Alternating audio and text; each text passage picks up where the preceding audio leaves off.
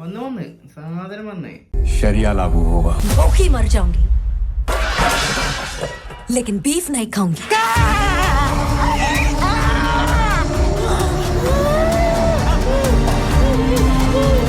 ഇപ്രാവശ്യം വരുന്നത് കയറി പിടിച്ചത് നമ്മളെ പാവം ബീഫിനെ.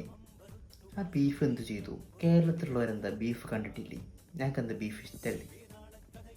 ഇവിടെ എല്ലാവരും നല്ല രീതിക്ക് ബീഫ് കഴിക്കും. ഒട്ടുമിക്ക എല്ലാവരും, കുറച്ച് ആൾക്കാർ കഴിക്കാത്തുണ്ട്, അത് ഓരോ ഇഷ്ടം, കഴിക്കണ ഇഷ്ടം. എന്നാലും ഇവിടെ മോശം ഭയങ്കര മോശം. അപ്രൂവ് ചെയ്ത കുറച്ച് സെൻസർ ബോർഡിൻ്റെ ചേട്ടന്മാരുണ്ടല്ലോ. ഇപ്പോഴാണ് ചോദിക്കാനുള്ളത്, മലയാള സിനിമയിൽ ഒരു സിനിമയ്ക്കകത്ത് ബീഫ് എന്ന് പറഞ്ഞാൽ തന്നെ പ്രശ്നം, പറഞ്ഞാൽ തന്നെ നിങ്ങൾ ആ സീൻ തന്നെ കട്ട് കളയും. ഹിന്ദിയിൽ എന്താ പ്രശ്നമില്ലേ? അതെന്താ അങ്ങനെ? ആ പാവ ജനനായകനപ്പുറത്തുണ്ട്, അതും കൂടെ നോക്കണം ഒന്ന്.